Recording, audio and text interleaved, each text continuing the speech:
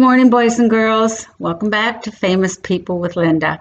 Today, I have a story for you on Emmeline Pankhurst. Now, I'll admit I didn't know anything about her until I took a sneak peek at this book. So we're going to learn together. Emmeline was born in 1875 in England, and she is best known for helping women in England earn the right to vote. So let's see how she did that. Emmeline was born into a big family in a nice house in Manchester, England. At the time she grew up, life was hard for many people. Her parents did whatever they could to help, and they often brought young Emmeline with them. Oh, see, there's her family and her house. Boy, look at all of her brothers and sisters. A bunch of them, aren't there? And here she is. Can you see her here in the front? With her parents helping out.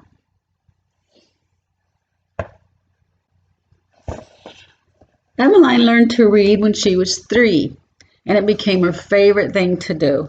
She read the newspaper and book after book, drawn to stories of heroes who fought for others.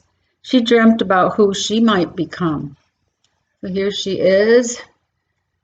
There's all of her siblings over here playing. And here sits Emmeline reading a book. And what is this right here coming out of her head? That's her dream, isn't it? She's dreaming about what she might want to be when she grows up. Just like you guys do, I'm sure. And I'm also glad you guys read a lot because you come in the library and I love seeing you. But Emmeline didn't have many choices. You want to know why? Because she was a girl. One night, she heard her father say that it was too bad she wasn't a boy. She wouldn't go to college, get a job, or even vote like her brothers. Emmeline didn't understand why. I'm sure I would have been the same way if I'd have heard that too. You see her there? She's wide awake wondering, isn't she? She began to read about women's rights and begged her mother to bring her to a meeting so she could learn more. There, Emmeline heard that women in England, like in many other countries, were treated unfairly. They needed the right to vote in order to change things. Emmeline knew what she had to do. Well, sounds like right there going to that meeting with Mom, she made up her mind she was going to do something about this. You see her there in the front row? As soon as Emmeline finished high school, she began working for women's rights. One of the leaders of the cause was a lawyer named Richard, who also believed that women should be equal to men. The two fell in love, working side by side to help women win the right to vote. So here she is with Richard. See all that? Emmeline and Richard married, had a family. For many years, they tried to get voting rights for women, but nothing changed. Sadly, Richard became sick and died, leaving Emmeline with 4 children, little money, and no rights as a woman. So here, the happy family, and then Richard died and she's left alone. Very little money. It's hard to support her family. She could work, but didn't have the high-paying jobs that men had at the time, and she couldn't vote, so she couldn't change anything. Emmeline had to work very hard to support her family, but she didn't stop supporting women's rights. Soon it was her daughters who begged Emmeline to take them to meetings. They asked why women had been following unfair rules for so long. This gave Emmeline an idea. So her daughters were going to follow in Mama's footsteps, weren't they? They too didn't understand.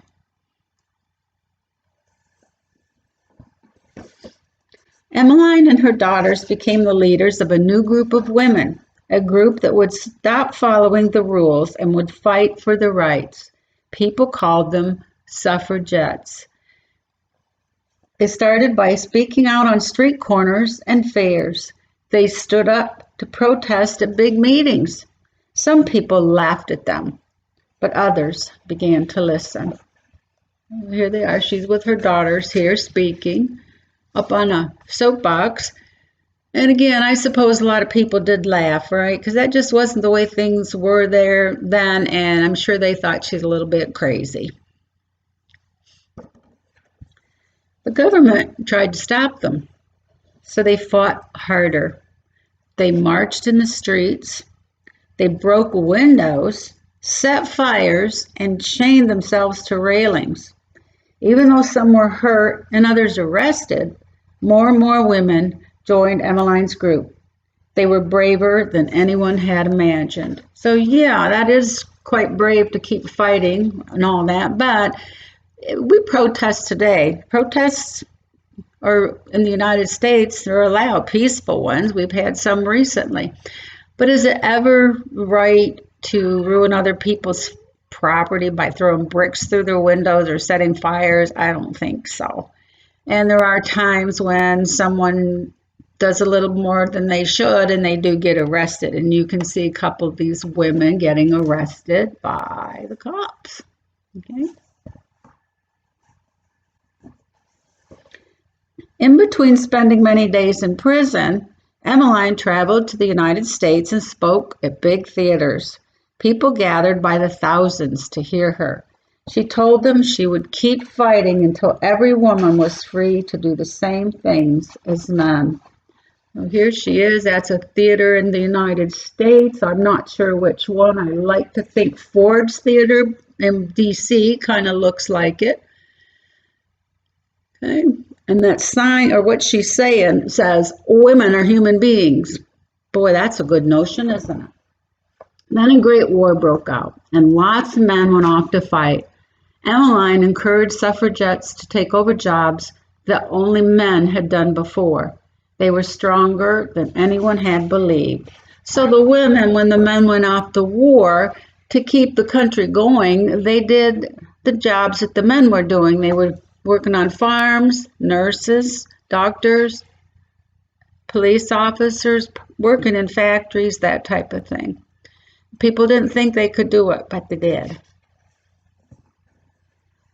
After the war, Emmeline's dream came true. Women would finally get the right to vote. By fighting for others, Emmeline had done what no one thought a little girl could do. She had become a hero. So here, see the women going to vote. And if you look here, look down, here's Emmeline, and that's her dream. And her dream came true. So what's your dream? Once again, you guys, I'm asking for some homework here. Leave us some comments. Let us know what your dream is. If you want to attach a picture or a story, whatever you'd like to do, attach it in the comments. Have your adult help you with that. And until next week, we miss you. See you next week. Bye-bye.